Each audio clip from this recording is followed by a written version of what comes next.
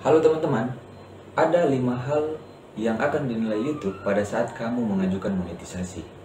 5 hal penting yang harus kamu tahu agar ketika kamu mengajukan monetisasi, kamu tidak kecewa karena ditolak oleh YouTube. Untuk itu kamu harus memperhatikan 5 hal ini. 5 hal apakah itu? Cekidot.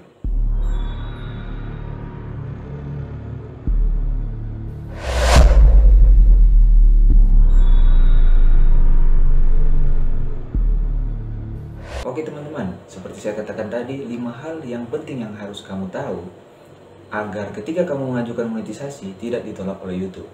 Sebelum saya lanjut, jangan lupa like, komen, dan subscribe video ini agar teman-teman tidak ketinggalan video-video terbaru dari saya. Sebelum saya masuk ke 5 hal tersebut, kita baca peraturan atau kebijakan YouTube tentang apa yang akan dinilai di channel kita. Kita masuk ke bantuan YouTube. Di sini teman-teman, kalau teman-teman perhatikan, hal-hal yang kami periksa saat meninjau channel Anda. Peninjauan kami memeriksa kepatuhan konten yang paling menggambarkan channel Anda terhadap kebijakan kami. Karena tidak dapat memeriksa setiap video, peninjauan kemungkinan akan berfokus pada konten channel Anda berikut ini. Jadi 5 hal itu, yang pertama adalah tema utama. Tema utama ini maksudnya apa? Seperti ini teman-teman. Kita masuk ke channel YouTube. Saya masuk ke channel YouTube saya. Ini adalah tema utama. Jadi teman-teman harus memperhatikan ini. Masih banyak kreator yang saya lihat atau YouTuber yang saya lihat masih menggunakan tema di atas ini itu foto. Padahal YouTube sudah memberikan cara agar kita menggunakan brand kita sendiri. Harus ada tulisan atau harus menggambarkan channel kita itu channel apa. Kalau teman-teman perhatikan di sini, channel saya itu adalah vlog, prank, tutorial, atau review. Tetapi YouTube akan melihat dari tema utama ini, konten apa yang lebih dominan yang saya buat di channel ini. Itu akan menggambarkan akan konten kita.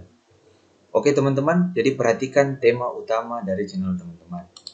Yang kedua, apa yang akan dinilai YouTube? Video yang paling sering ditonton. Kita masuk lagi ke channel. Jadi video yang paling sering ditonton itu yang akan menjadi penilaian dari YouTube. Saya klik di sini ya teman-teman. Urutan atau urutkan terpopuler. Nah, inilah video saya yang paling banyak ditonton. Tutorial cara pengisian LHKPN Pegawai Negeri Sipil. Ini akan dilihat YouTube. Jadi video saya yang paling banyak ditonton atau video kamu yang paling banyak ditonton itu apa? Itu yang akan menjadi penilaian YouTube terhadap channel teman-teman semua. Lalu yang ketiga adalah video terbaru. Kita masuk lagi ke channel. Video terbaru yang diupload. Ini teman-teman ya, tanggal ditambahkan. Terbaru. Saya klik. Inilah video terbaru saya, cara membaca analitik YouTube minat penonton. Kenapa YouTube mengatakan atau meninjau salah satu video terbaru dari kita? Dia akan melihat keselarasan. Apakah video kita yang viral itu, yang banyak penontonnya itu sama dengan video kita yang baru kita upload. Kalau dia di tutorial teman-teman, kita harus juga mengupload tutorial. Untuk itu, teman-teman atau kamu harus memperhatikan keselarasan dari tema utama kamu. Kamu harus membuat satu tema utama. Walaupun kamu mungkin di situ ada vlog, ada tutorial, ada review, tapi paling banyak di channel itu kamu bahas apa? Review kah, tutorial kah, atau vlog, atau prank.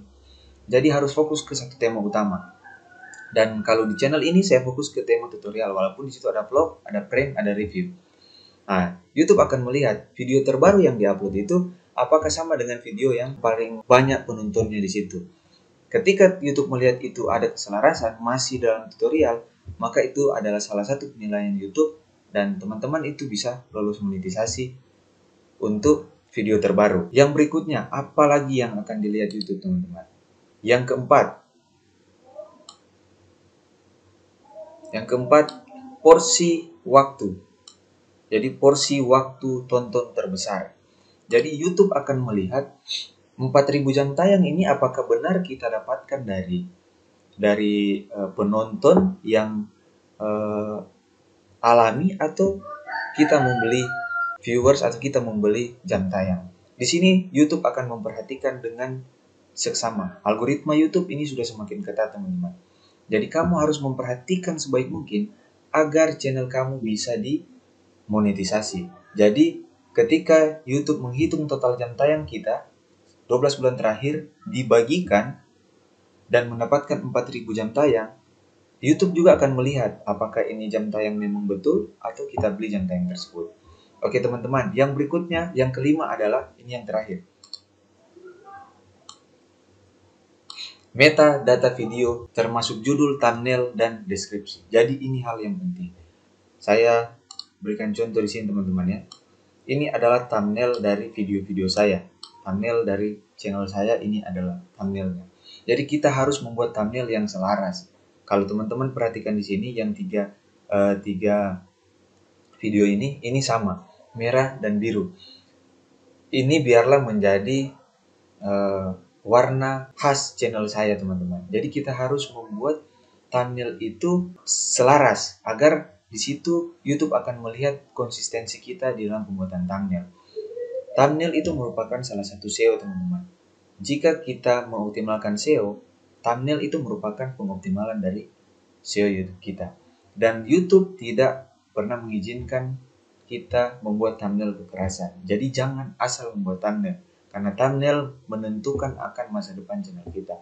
Thumbnail juga menentukan apakah bisa kita dimonetisasi oleh YouTube atau tidak. Lalu kedua adalah judul. Judul dan deskripsi ini penting. Jadi kata kunci yang harus teman-teman taruh di judul dan deskripsi itu penting.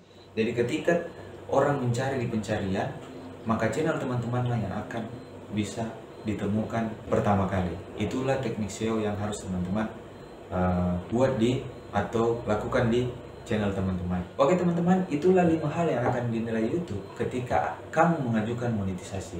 Tetap diperhatikan teman-teman, dan biarlah video ini bisa bermanfaat untuk teman-teman semua. Salam sukses.